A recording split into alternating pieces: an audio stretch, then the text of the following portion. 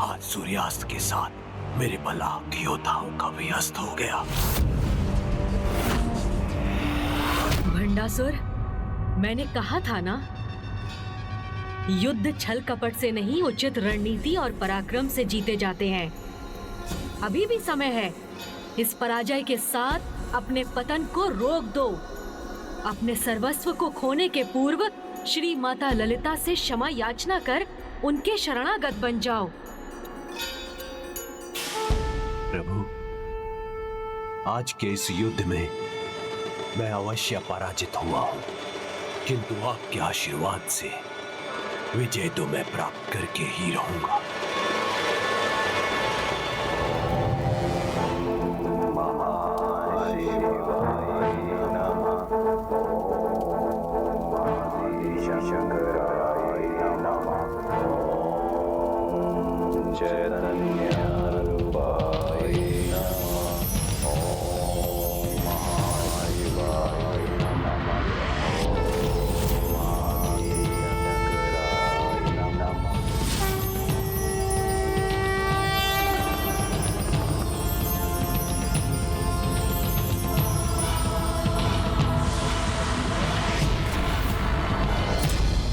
जब विनाश आहट देता है तो वो सर्वप्रथम जीव की बुद्धि पर आघात करता है, जो तुम्हारे साथ भी हो रहा है। भंडासुर, त्याग दो अपने इस मिथ्या विश्वास को कि तुम अपनी इस कपट योजना में सफल हो सकोगे, अन्यथा तुम्हें तुम्हारे सर्वनाश से कोई नहीं बचा सकेगा। प्रभु, जब आप स्वयं मंगल मूर्ति हैं, स्वयं विघ्नहर्ता प्रभु गणेश जी मेरे साथ हैं, तो किसी हम मंगल का भय क्यों करूं मैं? बस आप अपने वचन पर स्थिर रहकर यही रहिए। इसलिए जब तक मैं मोदक प्रस्तुत करना ना रोकूं, आप ग्रहण करते रहिएगा। खाइए प्रभु।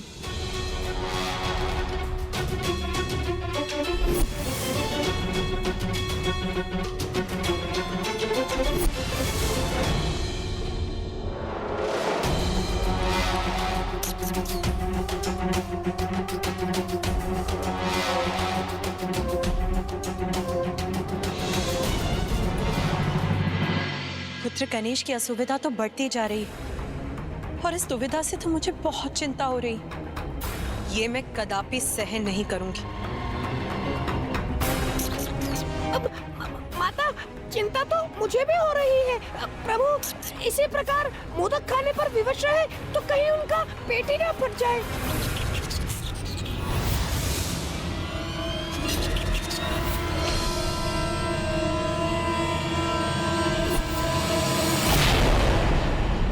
नहीं, ये कदापि नहीं हो सकता। मेरे पुत्र का कोई अहित हो, ये मैं कदापि सहन नहीं करूंगी।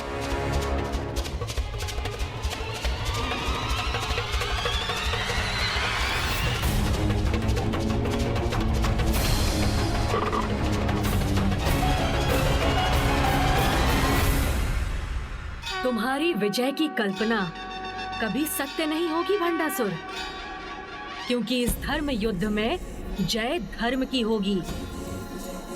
जिस प्रकार आज श्री माता ललिता ने तुम्हें पराजित किया, उसी प्रकार कल भी वो तुम्हें पराजित करेंगी। उसी प्रकार कल भी वो तुम्हें पराजित करेंगी। उसी प्रकार कल भी वो तुम्हें। मेरा हृदय हताशा और निराशा से ग्रस्त हो रहा है।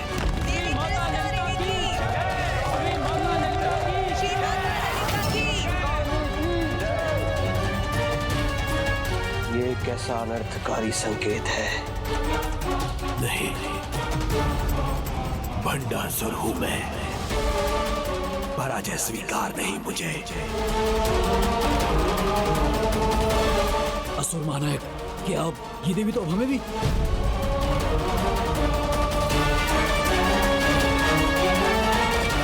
असुर महानायक का क्रोध देखकर तो मेरा चुप रहना ही उचित होगा।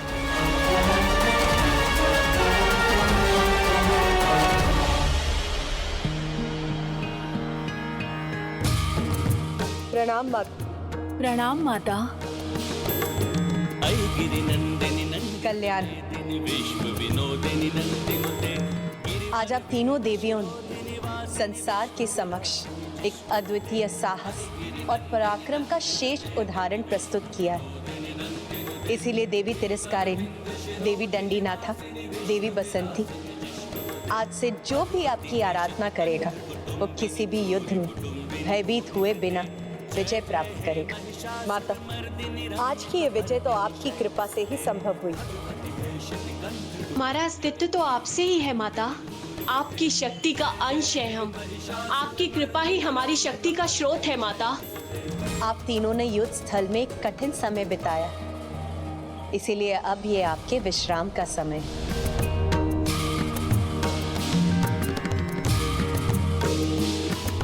क्या हुआ? आप सभी कुछ कहना चाहती हैं क्या? माता, रात्रि भर के विश्राम से जितनी शक्ति हम प्राप्त कर सकते हैं उससे कहीं अधिक शक्ति हमें आपके विजय के रूप में, आपके जगराते के रूप में मिलती है। हाँ माता, हमें रात्रि भर आपका भजन कीर्तन करने की अनुमति दीजिए। उचित। धन्यवाद माता।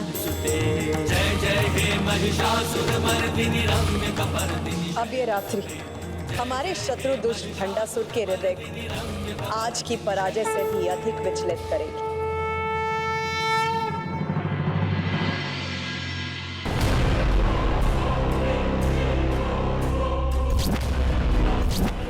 ये एकांत मुझे और भी कष्ट दे रहा है।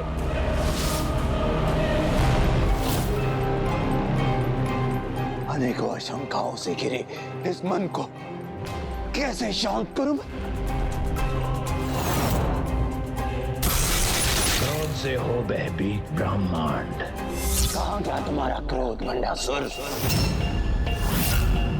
शत्रु नारी पर क्यों नहीं बरस रहा है? लोभ से आती है शक्ति। उनके रथ जो अभी तक तुम्हारे हो जाने चाहिए थे, उनका लोभ शांत क्यों नहीं किया तुमने? काम के वश में है संसार और तुम्हारी काम इच्छा नारियों को वश में करने की। उसका क्या हुआ? ईर्ष्या से मिलती है सत्ता। एक नारी को विजयी होता देख तुम्हारी ईर्ष्या क्यों नहीं जागृत होती है? पाश में सब संसार। तुम्हारा सिंहासन, उसका मोह नहीं सता रहा है तुम्हें?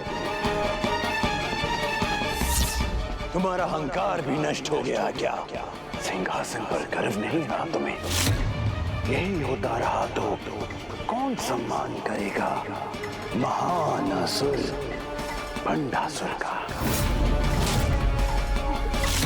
अहंकार ही तुम्हारा वसु है। अपनी ईर्ष्या से ही भस्म करो उसे। क्रोध करो भंडासुर, क्रोध करो। अहंकार अपने से लोभ को जागृत करो भंडासुर। लोभ को जागृत करो भंडासुर। अपने अहंकार ही जागृत करो भंडासुर। पिताजी, पिताजी, आप कहाँ हैं पिताजी? कहाँ हैं पिताजी? कहाँ हैं पिताजी? कहाँ हैं पिताजी? किसका स्वर है ये?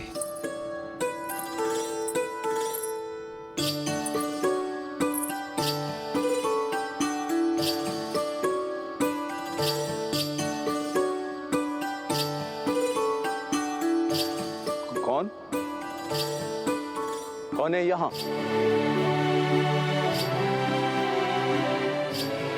आप उधर क्या देख रहे हैं? मैं तो यहाँ हूँ।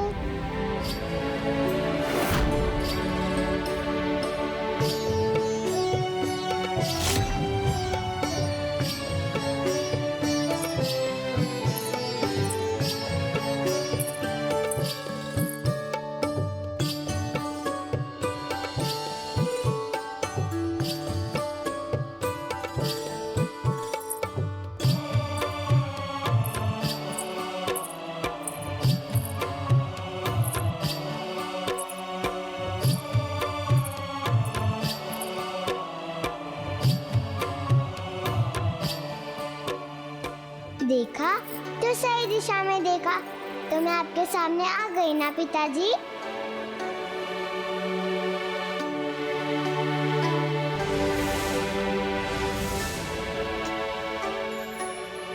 मोहिनी? वो तो मेरी माता है। मेरा नाम तो रश्मि प्रभा है। वे मोहिनी की पुत्री है ये? वे मोहिनी की?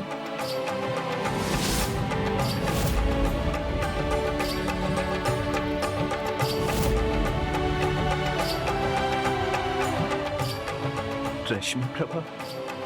हाँ पिताजी, आपकी पुत्री रश्मि प्रभा। श्री, यहाँ कुछ बुरा हुआ है। आपका कुछ खो गया है जो आप इतने अंधकार में गिरे हैं। नहीं पुत्री, कुछ खोया नहीं। अभी तो तुम्हारे यहाँ आने से मुझे तो आनंद का कारण मिल गया है। अब किसी अंधकार का कोई स्थान नहीं।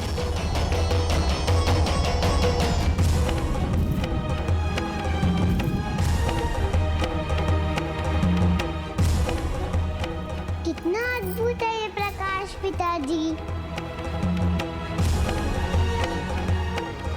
किंतु तुम अभी तक कहाँ थी पुत्री, और आज अचानक यहाँ? अचानक कहा पिताश्री, मैं तो कब से आपकी प्रतीक्षा कर रही थी। जब मैंने माता से पूछा कि मेरे पिताश्री कौन है, वो हमसे मिलने क्यों नहीं आते, तो माता ने मुझे आपके बारे में बताया। अच्छा, तो फिर क्या बताया तुम्हारी माता ने मेरे बारे में? यही कि आप महानायक भंडासुर हैं और भोलेनाथ के परम भक्त हैं। अतः उनके दर्शन करने मानसरोवर अवश्य आएंगे, तभी हमारी भेंट हो पाएगी। इतना कहकर पता नहीं माता कहाँ अदृश्य हो गई। तब बहुत दुख हुआ मुझे, परंतु आप तो आए नहीं। लेकिन आपसे मिलने की आशा मैंने नहीं छोड़ी। फिर यहाँ अमरपुर से मुझे शिव मंत्रों का स्वर सुनाई दिया, तो मुझे लगा ये मेरे मान शिव भक्त पिताश्री का ही स्वर होगा। तो मैं यहाँ चली आई और आप मुझे मिल भी गए पिताश्री।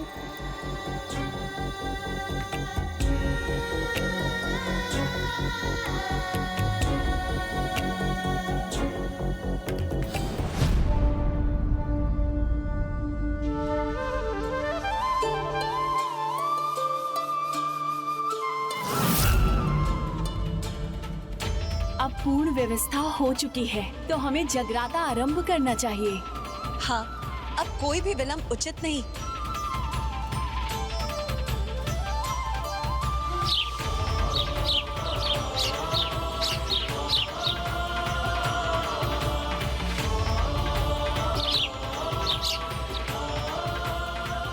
किसी अपरिचित की गंध क्यों आ रही है मुझे? कोई शत्रु भी है क्या यहाँ?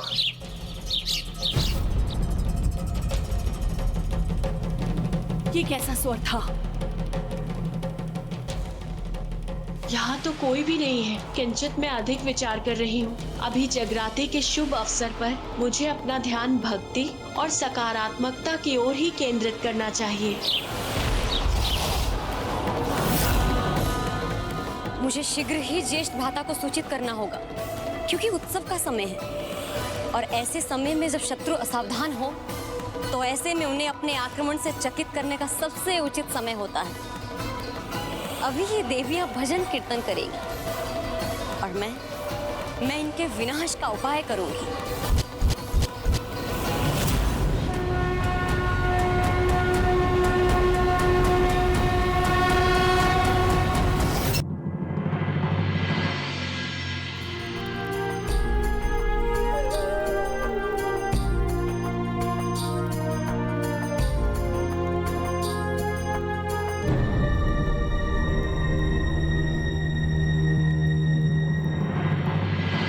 अगर मुझे तुम्हारे विषय में ज्ञात होता तो मैं तुम्हें कभी दूर नहीं रहने देता पुत्री, किंतु अब तुम आ गई हो तो अब अपार सुख का अनुभव हो रहा है मुझे। तुम्हारी ये मीठी बातें अत्यंत सुखदायी है। आप भी तो कितना शक्तिशाली है। मेरे पिताजी जो है, किंतु कोई दिखाई नहीं दे रहा है यहाँ। माता ने तो कहा था यहाँ पर काका है, ब्राटा है, तो कहाँ है वो सब? चलिए ना पिताजी, चलिए ना, आप क्या सोच रहे हैं? चलिए।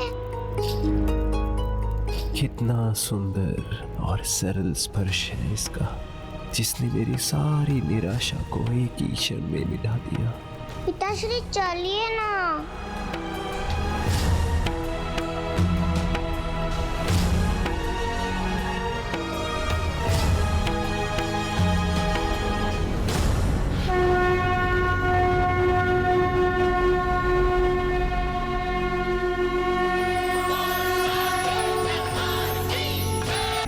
प्रणाम माता।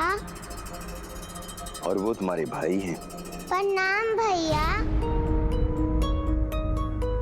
वो तुम्हारे काका जी हैं। प्रणाम काका।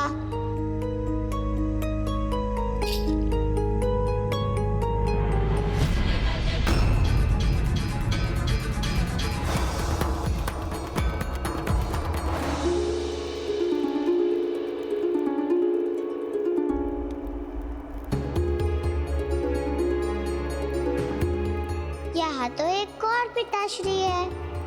नहीं नहीं पुत्री, चकित मत हो, ये तो मात्र मेरा प्रतिरूप है।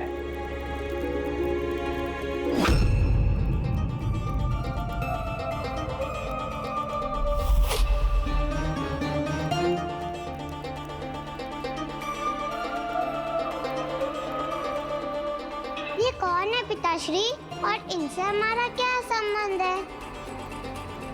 ये मुझे रचने वाले मेरे जन्मदाता, मेरे इष्ट देव, मेरे प्रभु श्री गणेश जी हैं। इन्हें प्रणाम करो। प्रणाम प्रभु गणेश जी। मेरे पिताजी की रचना करने के लिए बहुत धन्यवाद। तुम्हारा सदा कल्याण हो पुत्री।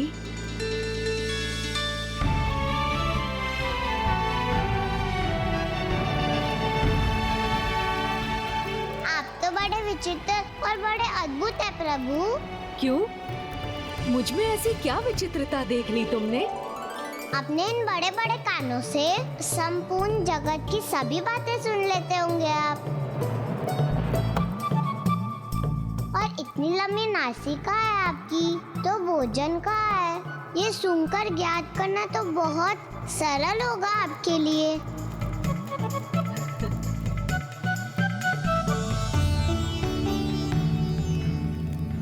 पेट भी कितना विशाल है आपका, किंतु अभी तो बहुत बड़ा हुआ है। हाँ, सत्य कहा तुमने।